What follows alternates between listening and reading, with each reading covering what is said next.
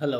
आजकल चूंकि कनाडा के वीज़े लग रहे हैं, ऑस्ट्रेलिया के लग रहे हैं, यूके के लग रहे हैं, अमेरिका के लग रहे हैं, तो लोग खुद से भी अप्लाई कर रहे हैं अपने वीज़ाज़। तो उसमें उनके कुछ क्वेश्चंस होते हैं जो मेजर हैं, जिसमें वीज़ा फ़ी कितनी है, बैंक स्टेटमेंट कितनी चाहिए, हम कितनी बैंक स्टेटमेंट रिकमेंडेड है कि लगानी चाहिए। तो इस तरह के क्वेश्चन जो हैं वो ज़्यादा आते हैं। अगर हम वन बाय वन बात करें तो सबसे पहले हम कनाडा की बात करते हैं कि कनाडा के लिए आपकी कितनी बैंक स्टेटमेंट चाहिए और क्या वीज़ा फ़ी है। अगर आप फ्रेश अप्लाई कर रहे हैं, यानी आपने पहले कभी बायोमेट्रिक्स के लिए या वीज़ा के लिए अप्लाई नहीं किया और बायोमेट्रिक्स नहीं हुए, तो आपके 185 कैनेडियन डॉलर जो हैं वो आपके रिक्वायर्ड हैं। आपकी 100 उसमें वीज़ा फ़ी है और 85 आपके बायोमेट्रिक के चार्जेस हैं। इसके अलावा आप इसकी कोई और कॉस्ट पे नहीं करनी पड़ती। और चूँकि पाकिस्तान में आजकल जो बायोमेट्रिक्स हैं वो शॉर्ट हैं, और ये होता है हमेशा ही कि जिस कंट्री का वीज़ा या वहाँ पे लोग ज़्यादा अप्लाई करें पाकिस्तान से, तो वो स्लॉट्स जो हैं वो एजेंट्स उठा लेते हैं और फिर उसको ब्लैक में बेचते हैं।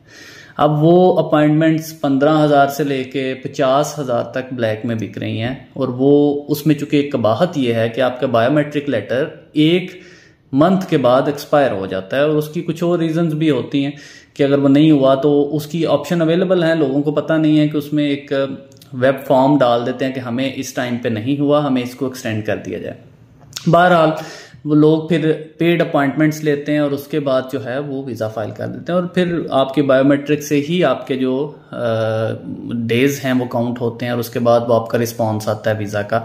तो ये एक उसकी कॉस्ट उसमें अब आजकल आ गई, अदरवाइज कोई ऐसा इशू नहीं था उसमें। बैंक स्टेटमेंट की प्योरली बात करें तो जो रिक्वायर्ड बैंक स्टेटमेंट है वो 4 मंथ की है। अब 4 महीने से कम होगी तो आपका उस बेस पे वीज़ा रिफ्यूज़ हो सकता है, यानी आपकी रिक्वायर्ड जो डॉक्यूमेंट है वो अप टू द मार्क नहीं है, पूरा नहीं है। ठीक है, आपकी 4 महीने से ज़्यादा है तो उससे कबाहत नहीं है, यानी उसमें कोई इशू नहीं है आपकी फ़ाइल में हो सकता। लेकिन आप कोशिश ये करें कि जितनी ज़्यादा बैंक स्टेटमेंट देंगे उतनी ज़्यादा उसकी जस्टिफिकेशंस रिक्वायर्ड होंगी, उसमें पैसे कैसे आए, कहाँ से आए, बिग डिपॉजिट का आपको प्रूफ देना पड़ता है। आप जॉब कर रहे हैं तो सैलरी ट्रांजेक्शन दिखानी पड़ती हैं, बिजनेस कर रहे हैं तो वहाँ से प्रॉफिट शेयर दिखाना पड़ता है। तो ये चीज़ें सारी देनी पड़ती हैं, और साथ में इनकम टैक्स रिटर्न के साथ भी टैली कराना पड़ता है। सिर्फ बैंक स्टेटमेंट नहीं चाहिए, साथ में इनकम टैक्स रिटर्न 1 ईयर की लाजमी लगाएं, जिसमें आपका जो क्लोजिंग बैलेंस है या एसेट्स हैं उससे कुछ मैच करते हों। 4 महीने से 6 महीने तक की बैंक स्टेटमेंट रिकमेंडेड है कनाडा के लिए, और वो आप लगा सकते हैं। तो ये था कनाडा के हवाले से जो चीज़ें थी, क्वेश्चंस थे, वो ये आपको एड्रेस किए हैं।